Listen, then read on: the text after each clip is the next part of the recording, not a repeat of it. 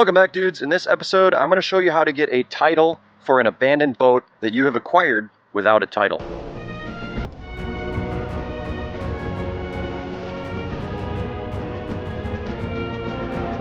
There's a lot of people who say that this is like impossible to do, and if a boat doesn't have a title, you might as well just scrap it and move on.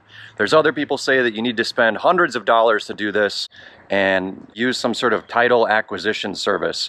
Are a very particular set of skills. Skills I've acquired over a very long career. Skills that make me a nightmare for people like you. But I'm going to show you how I did it in the state of Wisconsin and share with you exactly what you need to do step by step to get a title for your project boat. We are currently in the 1987 Chris Craft Stinger 222, which I have acquired about a month ago. And to be honest, I did hesitate to put much time and effort into this. I definitely haven't put much money into this because I still don't have the title. The first thing you're going to need to do is you're going to go to your local DNR and you're going to fill out a recreational vehicle information request. The teller should be able to help you with that. You're going to get an email in a day or two, and that's basically going to give you the name and the address of the last titled owner of the vessel. It's also going to tell you if there is a lien on the title, which is important because there was definitely a lien on this boat. I declare bankruptcy! If there is a lien on the title, you need that to go away. It could be for thousands of dollars. It could be for way more than the boat is worth. The lien on this boat was from M&I Bank, which no longer exists. I spent, I don't know how many hours on the phone talking to people in Pakistan, and they were all totally not helpful. Some of them seemed like they were going to help me, but it was just, it's impossible. They're trying to find records for a bank that was absorbed into another bank. I'm a dude playing a dude disguised as another dude. Ultimately, what worked for me is I went to the local branch of BMO because they purchased M&I Bank and explained my situation. The lady who helped me was very helpful, and within a few days, I got this, which is an official lien release from BMO. This is huge. This means that there's no one looking for thousands of dollars for your project boat anymore. The next thing you're going to need to do is, by now you should have gotten your vehicle information request from the DNR, and that's going to give you the address of the current titled owner. You are going to need to mail a couple things to this address. Wait, is this the one? This goes in your mouth. This one goes in your ear. And this one goes in your butt. Alright, sorry, this is confusing. There's so much paperwork here. You're going to need to fill out 2 forms and send it to that address of the owner that's currently on the title. You're going to need to send a release of ownership interest request, and that's basically going to allow the owner to say, I don't have the title, but I'm not interested in owning it, and I basically give up all ownership in the vessel. You're also going to need to send one of these, which is a boat title request letter. Basically, if the person who answers or opens your letter with this paperwork gets it, they can either fill out this one, which says, I don't want to own the boat anymore, or they can sign this and send you the title because you're formally requesting it. You need to take these 2 things and mail it to this address, and you have to send it via certified return receipt mail. And the reason for this is that that person might not be around. There might not be anybody at that address to do either of these things. It might actually come back to you as undeliverable. And if it does come back to you as undeliverable, that's actually a win. Basically, to move forward, you need an unopened certified letter return receipt showing as undeliverable. You need a signed return receipt with a copy of the packet letter.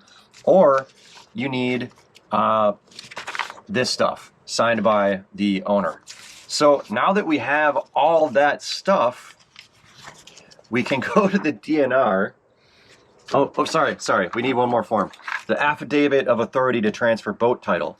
This one, from what I understand, basically lets you state how you came into possession of the boat and what's been going on. And I'm just telling them, this is scrap. I'd like to restore it. Please give me a title. So once you have all of that paperwork, then you need to fill out the Wisconsin boating and titling application, just like you would title any other boat. And you need to take all of this to the DNR and give them a hard time because, oh wait, I'm missing one, you guys, hold on. There's one more letter, where is it? Ah, yes, here it is, I just found it. You also need to call the police, and a police officer has to come to your house, so put your dog inside or they might shoot it. And you're going to have them fill out a boat length verification request. This basically lets an officer of the law look at the numbers that you're putting on this, and what they're going to have to do is they're going to have to verify that the hull identification number on the boat matches what you have in this document, and they're also going to need a tape measure to measure the hull to confirm that the length of the boat is what makes sense to the DNR's records.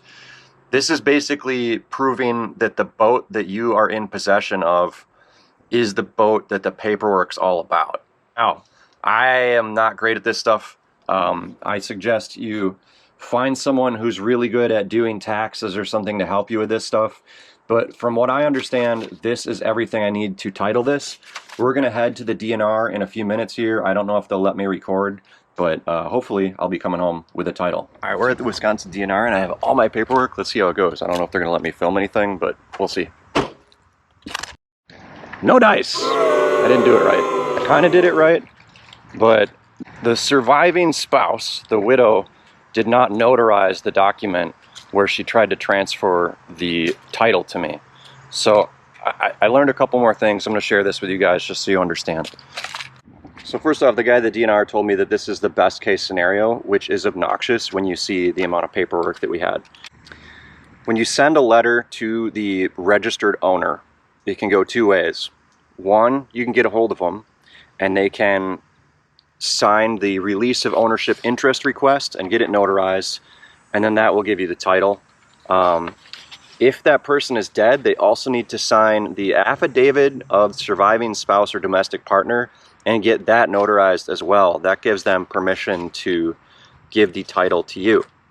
Now, if you do not hear back from them and you get basically the certified letter back as undeliverable, or it's signed for and then you never hear from the person again, then you need to go a different direction.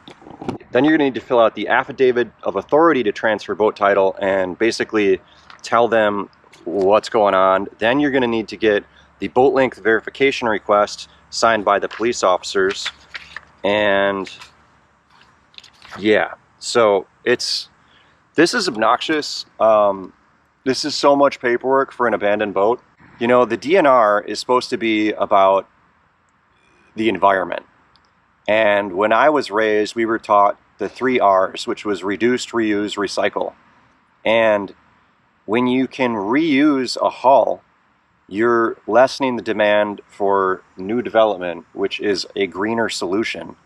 And I really don't understand why the DNR is pushing people to buy new boats. It almost seems like a conspiracy by big marine corporations to sell slow, heavy $60,000 Sea Rays so that we can crush all the fun, exciting, cool boats that we used to sell and have as the working class but are no longer sold. I feel like the DNR is letting us down because they are not helping us save boats.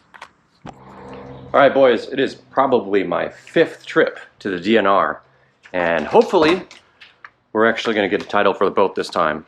I have the affidavit to transfer title from the widow of the previous owner that is signed and notarized, and I have the title that releases ownership to me, also signed and notarized by this lady who is awesome. She has been very helpful, and she's been very supportive for me to get her husband's boat back on the water. So I think I have everything, but we'll see what happens.